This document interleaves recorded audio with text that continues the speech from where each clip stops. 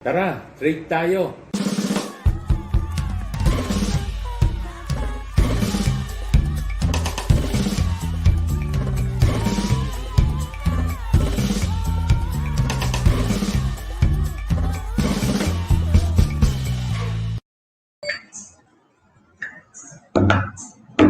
Hello!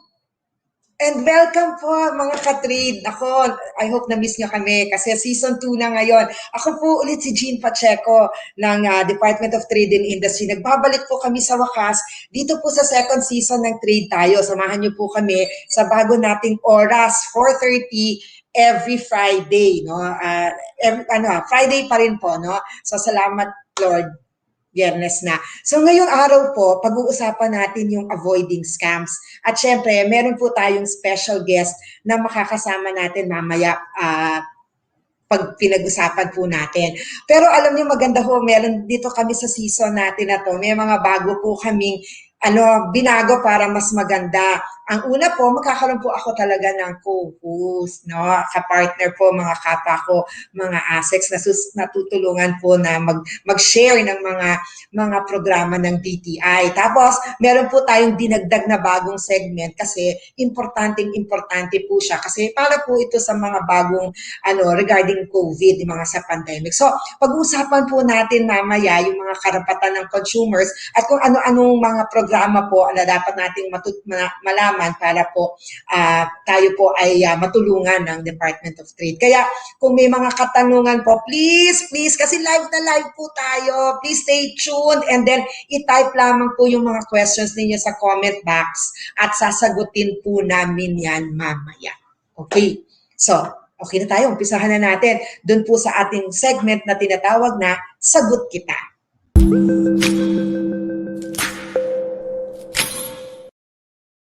Ayan, nakikita niyo naman pati yung stinger bago yan.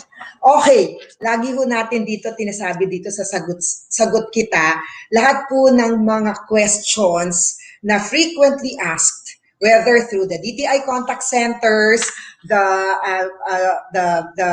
DTI Facebook, po natin sa email, yan po ay aming sinasagot po pati sa mga social media, namimili po kami at sinasagot namin ng direkto. Ang marami pong tanong lagi, business name registration. Ayan, so meron po tayong itatakol today. One of the questions that are asked, kasi marami po, no? Paano daw nalalaman kung yung business name certificate na inisyu ng DTI ay totoo o peke? Okay, maraming nagtatanong yan. Napakahalaga po kasi ng DTI Business Name Registration because ito po ay isa sa mga requirements sa mga ahensya ng gobyerno kung nag-a-apply kayo no, na kunyari permit, mayor's permit, o kaya BIR registration, o kaya mga online platform. So tinitingnan po talaga kung yung inyong business name registration ay authentic.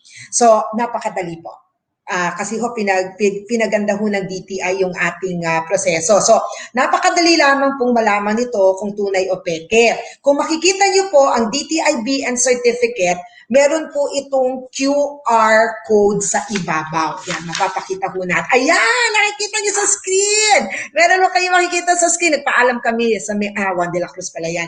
So, ito po merong tinatawag na QR code, no? May QR code po. So, ang gagawin lang po natin, itong sample certificate na makikita niyo sa baba, nakabilog na kulay-kulay yan ang QR code na maaari niyo pong mascan, gamitin po ninyo ang inyong smartphone. So, ganito lang ang titingnan natin. Ano po? Pagkatapos, pag QR code po natin yan, familiar naman po kayo sa QR code dahil marami pong mga business establishments ang gumagawa nito parang pang contact tracing.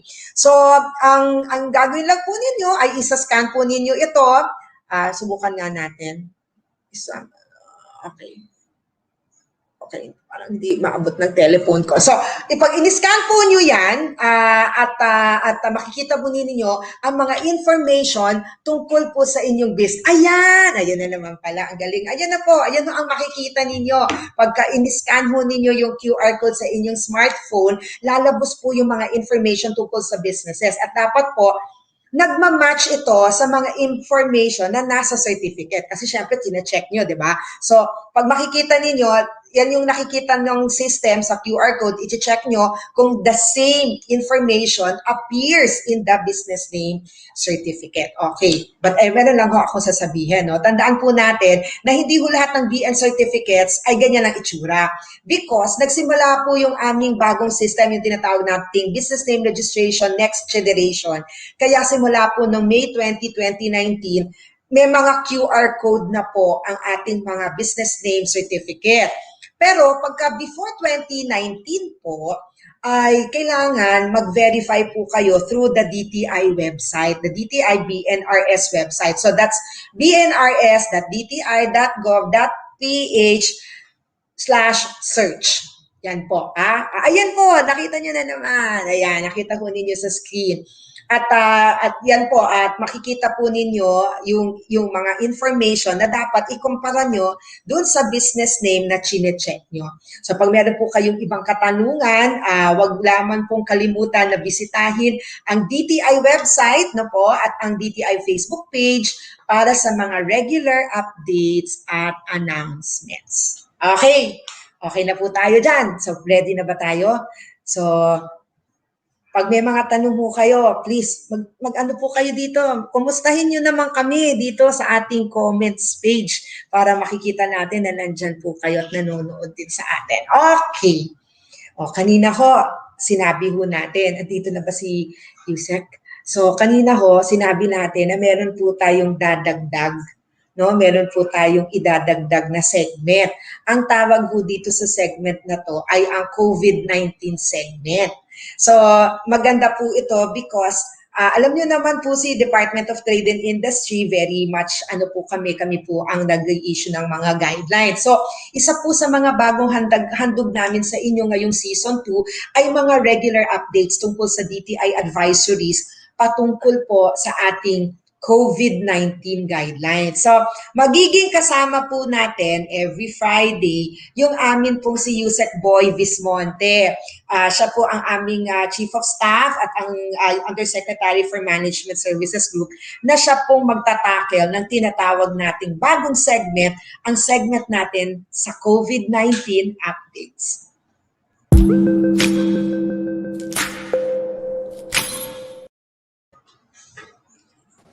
Hi, Usec Boy! Ay, magandang hapon na Asec Jean at mabuhay ka sa iyong new time slot. Oo nga! Tama, 4:30 para makauwi ako ng 5, Usec. Okay. Go ahead!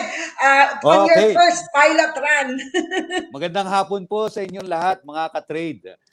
Welcome po dito sa COVID-19 segment.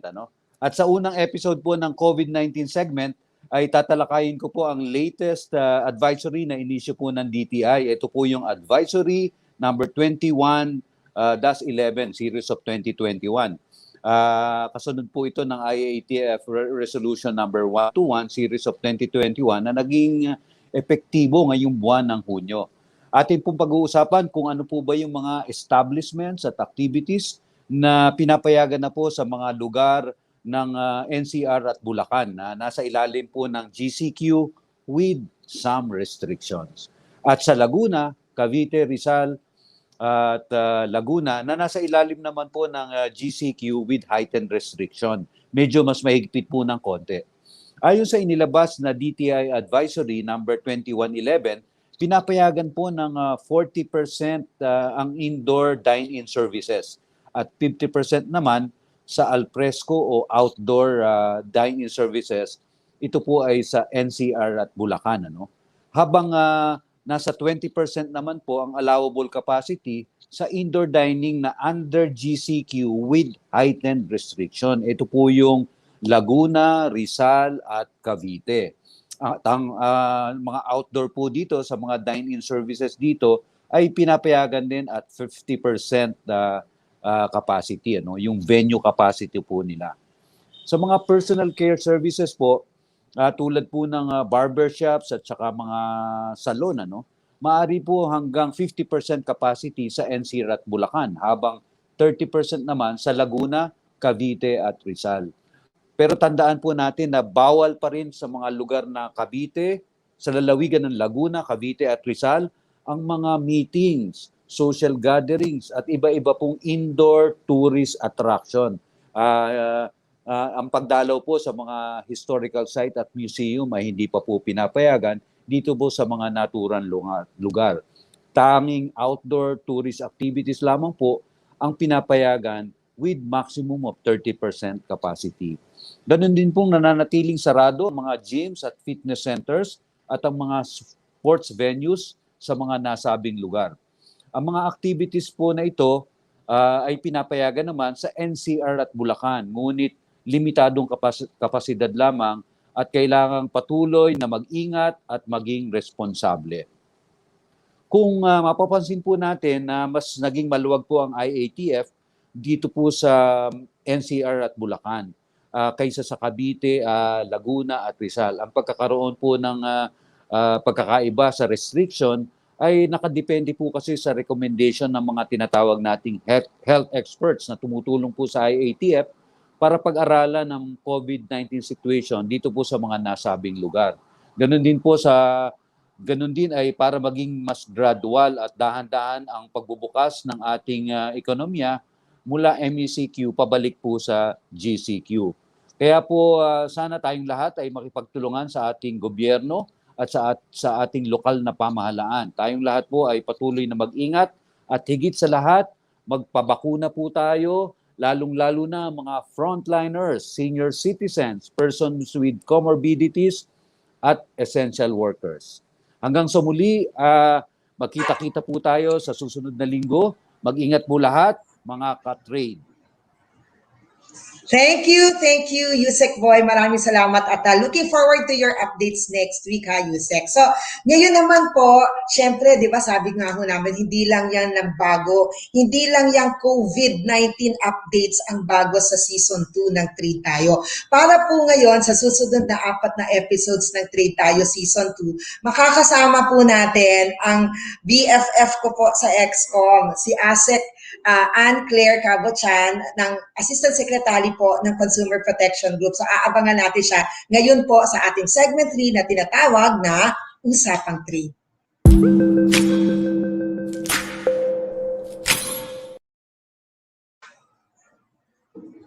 Hi friend! Hi Attorney Ann Cabochan. Hi Asec Ann. Are you ready? Thank you. At sasamahan mo ako today and in the next 3 weeks. Say hello to mga ka-trade. You're on mute, Asec. You're on mute. Yan. Hello mga ka-trade and thank you Asec Jean at sa wakas inimbitahan mo na ako dito sa show mo. Nakakatuwa naman. Show na natin to. Show na natin. Remember, promise, 4 weeks for consumer ang ano natin. So, Asec Ann, due to insistent public demand, last season, we ended with our guest today. So, siya yung end nung last season. We start naman this season. Pero, because the co-host, yan ang work ng co-host. So, Asec Ann, could you do na lang us the favor and please introduce our guest for this week's episode, our pilot episode. So, for Season 2, syempre, yung guest natin this afternoon ay napaka-special. Siya yung sinasabi nating mukha ng consumer protection na napaka-fresh kahit 24/7 naka-duty, Usec Ruth Castelo. Ayan. Oh, hi. Hello, narinig mo yan? Hello. Narinig mo, Usec? Yeah. Yes. Hi, Asec Jean. Hi, Asec Ann. And thank you for that introduction naman. Parang I have to live up to it tuloy. Lagi ako dapat freshness. Oo, laging freshness.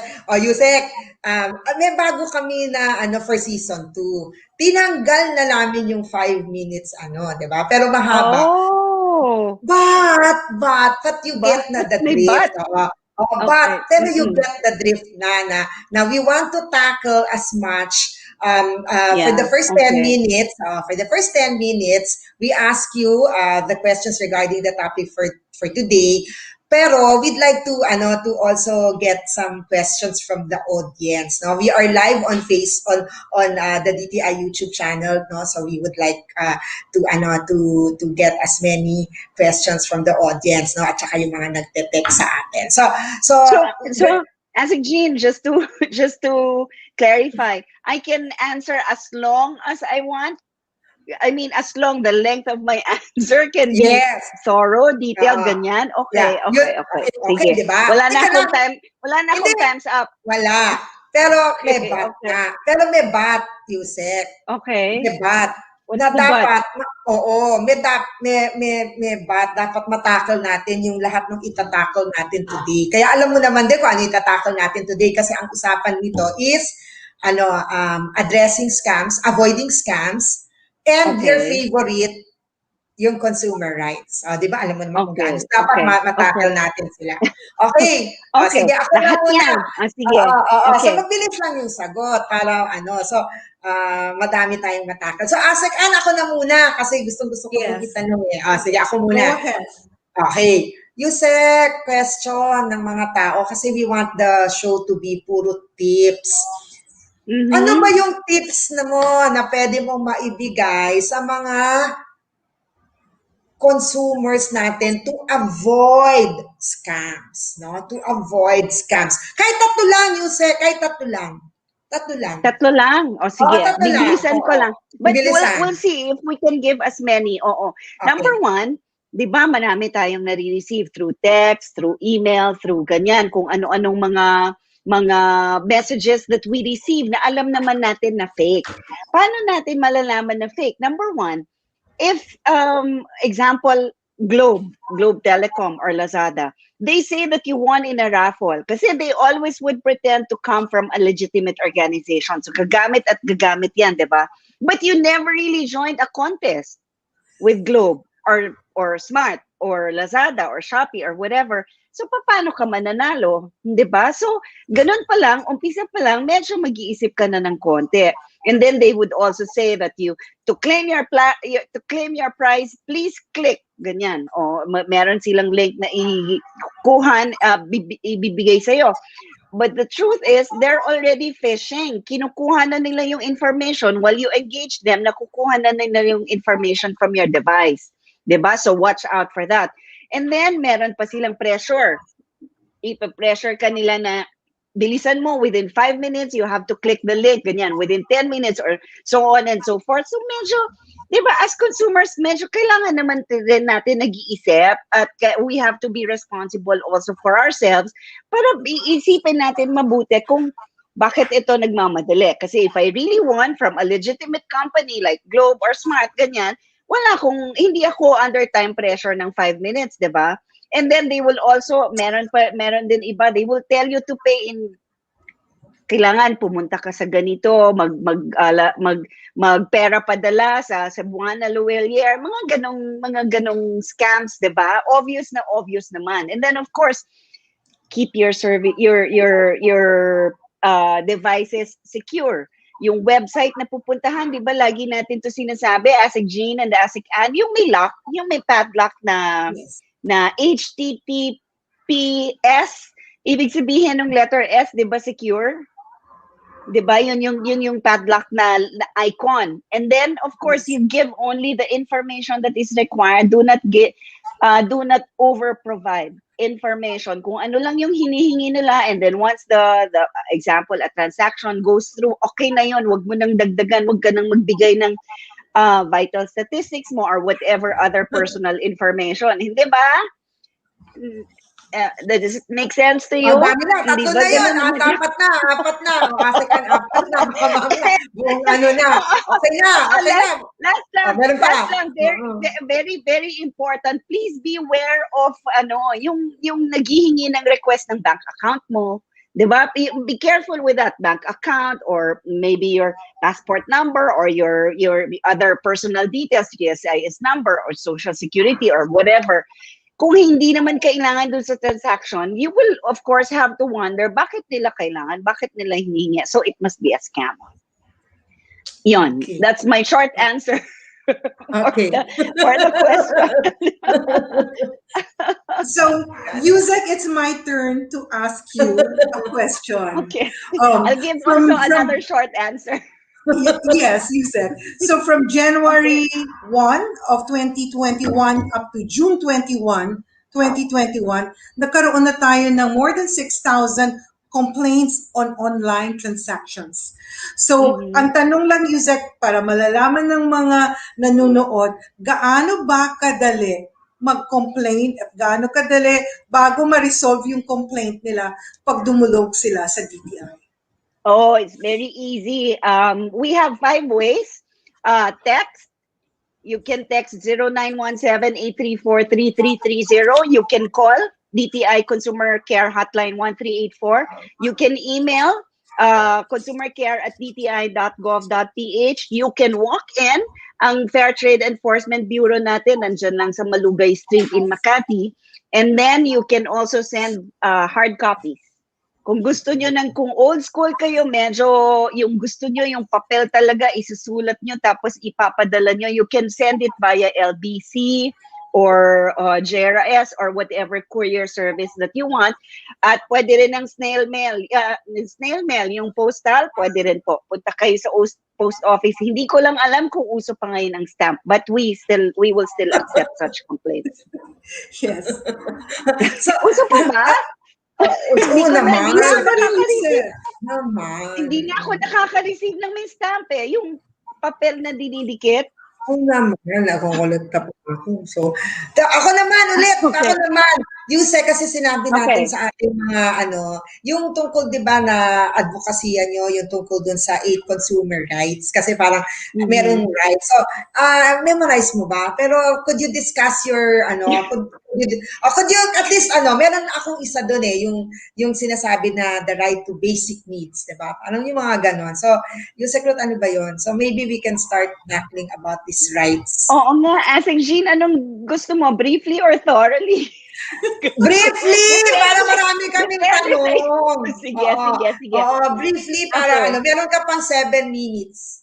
Okay. The right to basic needs, kasi yung 8 consumer rights natin is from the Consumers International. It's the International Association of all consumer organizations around the world. So Philippines is a member, so we also adopt the 8 consumer rights that they provide. The right to basic needs is the right that would ensure our survival. Meron tayong clothing, meron tayong shelter, meron tayong health, meron tayong pagkain at malinis na environment. Sanitation is also a basic need actually. So, yung availability in the Philippines ng basic and prime commodities, yun yung mga pagkain that we need for survival and that we need to make our survival a little more comfortable. Yan, that's among the right to basic, among the right to basic needs na pinaprovide natin as a government agency. Ituloy ko na, si Jean. Alam mo, ma'am, sasabihin ko sa'yo, kinorek ako na dapat pala 3 minutes. So, mali ako sa 7 minutes ko. Tuloy mo na, ma'am. Pero, ka na lang, ma'am. 2 minutes. Kasi, magtatanong na tayo. May mga pumapasok na ng questions. So, 2 minutes. Sige. Bilisan ko na. Bilisan mo, ma'am. The next right is the right to information. Remember, yung information na pag bumibili ka, nakasulat doon, pwede mong basahin, pwede mong tanungin, or inside the packaging may mga yung mga directions siya or instructions for use. But we have to remember, it's not just ordinary information that we have a right to. Ang right natin is to correct information, yung tamang information na ibibigay sa atin. Pagka mali yun, there will of course be deceit or misrepresentation on the part of the seller kung mini-mislead ka na niya. And then the right to choose, meron tayong karapatan na makapili ng produkto. That's why DTI also provides examples, basic necessities. Isang item among the basic needs is canned sardines. Ang dami-dami nating brands, ang dami-dami nating shelf keeping units to make sure that the consumers will have the choice or kung meron silang pagpipilian. And then there's a right to representation, yung what we do now, Asec Jean, yung and Asec Ann, what we do in Congress, naghihiring tayo, di ba? Yung Consumer Act, Price Act, Internet Transactions Act, kasi legislators, listen to us. It is our right as consumers to be represented. So sila naman yung mga trade committee chairs natin, both in the House and in the Senate, sila naman yung representatives natin. And then there is also the right to redress. Siyempre, kung may consumer complaint, kailangan may action doon sa complaint na yon. So it is our right to have our complaints redressed, our grievances redressed. Ang rights natin under the Consumer Act, repair, replace, refund in that order. As a Jean, hinihingal ako sa bilis. We have the right to consumer education. Hindi po pwede na hindi tayo maturuan ng government na makaprovide sa atin for consumer protection. Kailangan po tinuturuan tayo. Kaya, and that's also what we do in DTI, na we conduct consumer care webinars, mga conferences. Noong physical pa, lagi tayong may consumer education activities in and out of the National Capital Region. And then we have, I might have missed something, the right to safety. Safety. Yung ano muna, right to safety. Kailangan ligtas yung mga produkto na nabibili natin, ligtas yung kapaligiran natin, ligtas yung even our transactions should be safe. That is our right as consumers. And then last, the one that Asec mentioned, yung right to a healthy environment. Of course, it is our right as consumers, and that's what DTI does. Also, we promote sustainable consumption and production para yung environment natin, we will be able to preserve it. Diba? Para maging safe pa rin siya, not just for us, but also for the generations to come. But, as a Jean, so these are the 8 basic rights, ha? Kaso, teka lang, I will catch my breath. We have consumer rights, of course, pero hindi naman tayo puro consumer rights. May responsibilities din tayo as consumers. And the first one, yung kanina dun sa scam na sinasabi natin, hindi ba? We have the responsibility to be more inquisitive, more questioning, medyo mas alerto, mas wais, di ba yun yung sinasabi natin for the consumers. At it's also our responsibility to take action. Yung hindi ka naman pwede tumahimik na lang, alam mo na mali yung ginagawa ng seller, tapos you'll keep quiet pa. Hindi po pwede kasi it is our responsibility to take action. And then social concern, yung sa paligid natin, yung communities natin, kailangan, of course, we also need to look into how products are prepared. Meron bang child labor? Meron bang kung ano-anong violations dyan, hindi ba? So this is what is universally called also as fair trade. Yung sa production ng produkto, everything is fair, is done fairly. And then, environmental awareness. We also need to be aware of what's happening sa environment, how we can help, how we can contribute. And last, solidarity. We need to organize as consumer organizations. Kaya di ba sa consumer protection, we encourage everyone to form consumer orgs, and we always say na so that we can hear them, they can have a louder voice, they can have communities that will help them, yung associations ng consumer orgs natin, makakatulong sila sa isa't isa, and then it will also be easier for government to connect with them. Okay, so that's it. Thank you. Short, Pati si Asec hinihingal. Hinihingal ako. Okay, game. Next. Kasi under time pressure eh. Asec, so tama naman, ano? 8 plus 3. Ano 8 plus 3, Asec? 8 plus 5. 8 plus 5. Yes. So, Asec, ikaw na medyo napagod ako dun eh, no? Tama ba? Okay, so I think bago yung mga questions na pinadala, Usec, Ruth, siguro gusto nilang malaman ano bang ginagawa natin para maiwasan yung mga scams, lalo na yung online scams na yun. Babagalan ko lang magsalita para hindi ako hingalin. Usec, maghinga ka naman, baka naman pass out ka, wala kang hinga dyan, di? Mag-viral tayo. Hindi, okay. Hindi. Remember, I mentioned earlier yung consumer care webinars that we conduct. This is among the consumer education activities that is conducted by the Consumer Policy and Advocacy Bureau.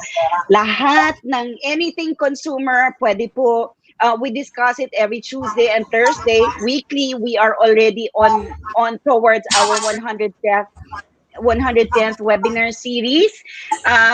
Kaya po, ang invitation natin, we give it to the consumers. You can find it in our social media pages para sigurado po na maaabot kayo. And sana pakinggan nila or panoorin nila or maybe give some interest kasi ito po yung mga consumer issues that are very common na kailangan natin in our daily lives. We have resource persons from various government agencies also who join us as resource persons. And then, education lang yung question, no, Asec Ann? Yes, how we're trying to yung talagang protect them from scams. So, yes. Oh, yes. Well, yun nga, we conduct more education campaigns. And then, we also do public consultations. Kung meron rin kayong tanong, DTI is very accessible. But you can always reach out to us via text or email or call. Yung ating hotline 1384, hindi ba merong 24? May mga call center agents who respond. So they can always ask questions. Yung report ni Knowledge Management Information System, hindi ba? Services, si Director Trish, we receive a lot of inquiries also from consumers na sinasagot po ng mga call center agents natin. Right. Yeah. Asec Ann, meron na ako nakikitang mga questions. O ano na natin mag-start na tayo ng mga questions. Ha? Na nababasa ko. Ito, mag-hello ako ha kasi yung isa dito former office mate ko. Hi Henry, unahin na kita. Should we pay po ba in advance via Dragon Pay, for example, items purchases that will be shipped from mainland China claimed to be legit by Lazada or Shopee? So, you're asking me? Oh, sorry. Yes. You know, that's an issue yesterday in the EU ABC ASEAN Business Council webinar. That's an issue yung mga counterfeit products. I do not know po, hindi ko lang alam kung anong klaseng produkto ito na sinasabi na legit, sabi ng Lazada or Shopee. But we know for a fact that signature brands, hindi po siya binibenta sa Lazada or Shopee or other platforms kung hindi dun sa website lang ng brand owner.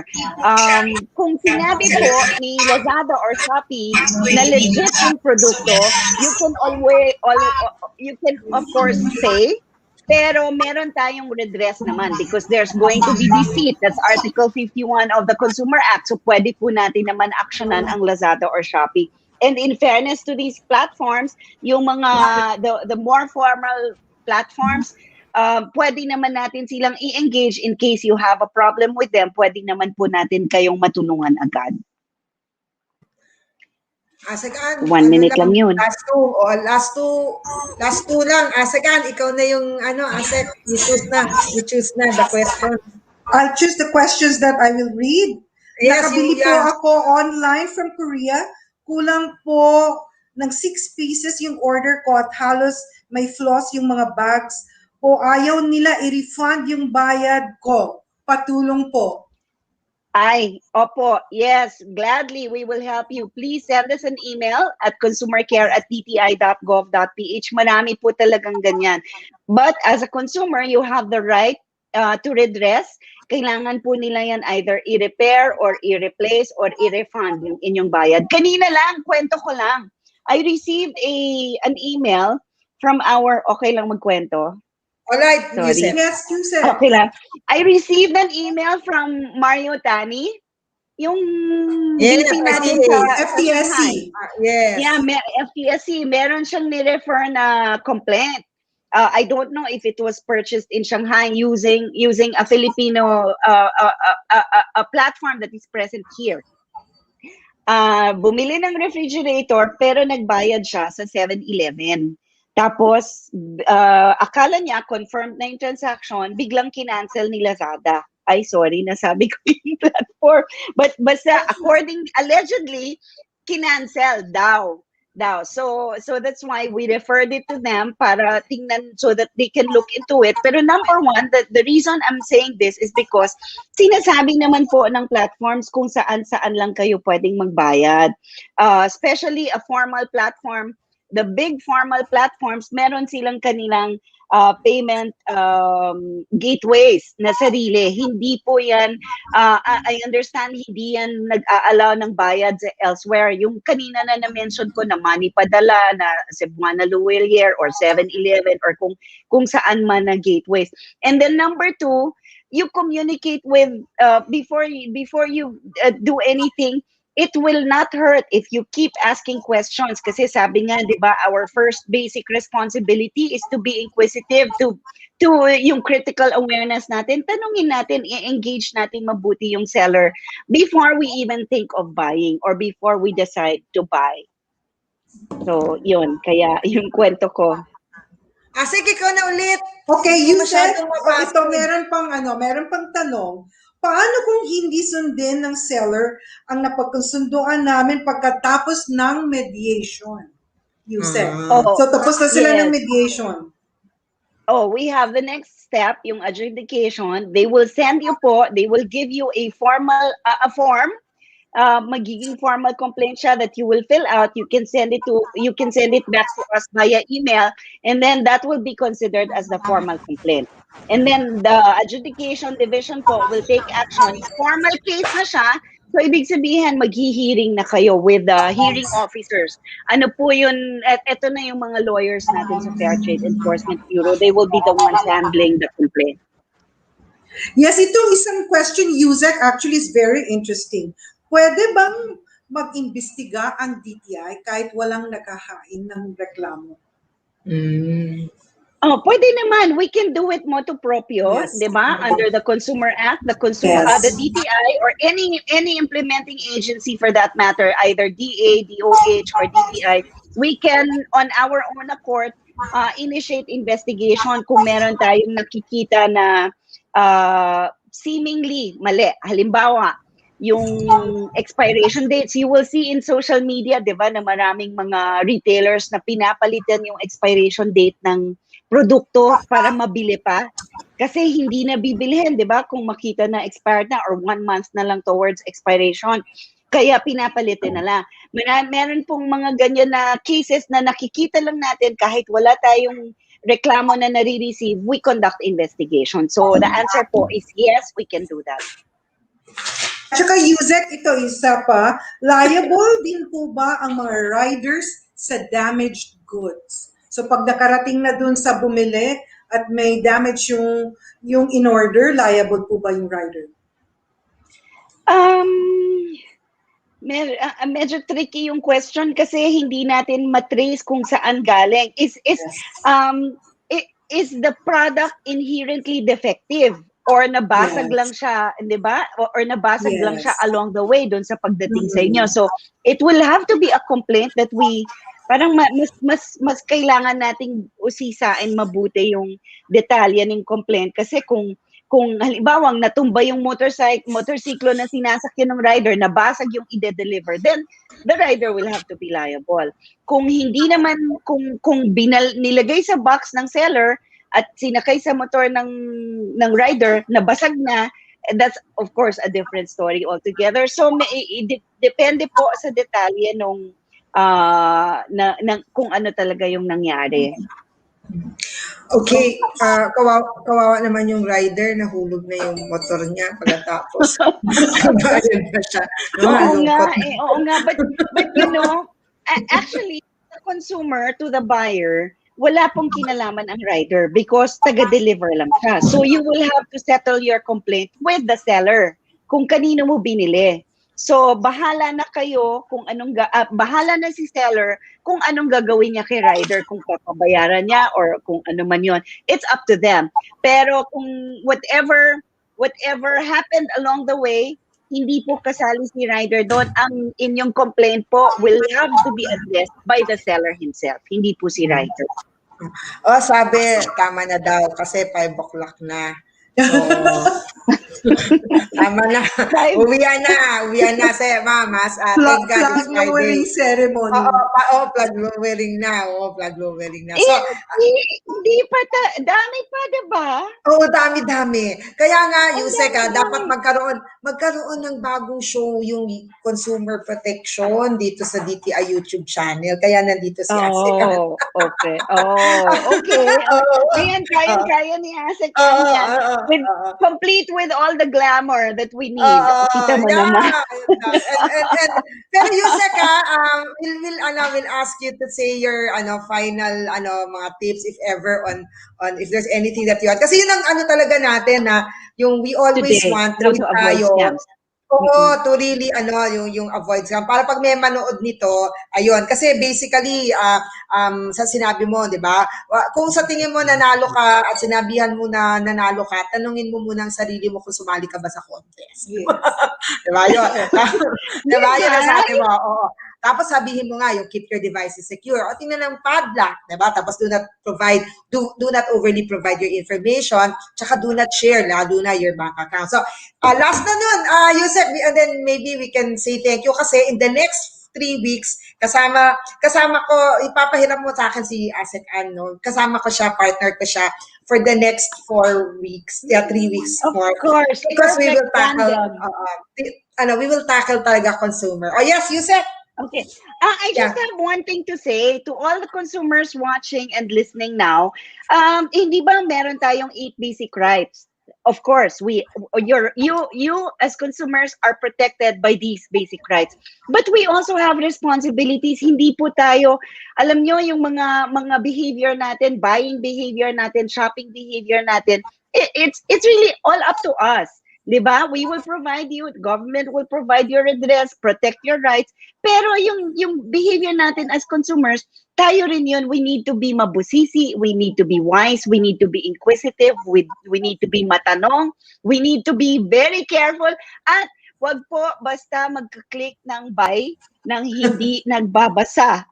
Basahin pong mabuti ang terms and conditions, yung mode of payment, ano ba siya, ano bang size nito talaga ng binibili ko, pang miniature ba to o pang gamit talaga sa bahay, ano ba yung mga ganyan, kailangan po nating maging wise na consumer. So, let's all think before we click. Tama ba yun? Okay. Think before we click buy. Ikaw naman, Asec, and then we can say goodbye for today. So, ikaw din, as the consumer protection group also. So, any tip? Well, I'm so happy, Asec. Ang tip ko lang talaga is dapat maging wise tayo. We have to really make sure na we're buying from legitimate sellers. At dapat hindi natin ihaasa yung or ibabayad yung pera natin na hindi tayo sigurado na talagang legit yun. So, may responsibilidad tayo dyan. So, thank you, Asec Jean, for having me. And of course, yes, it was a pleasure. Thank you very much. But I have one last tip.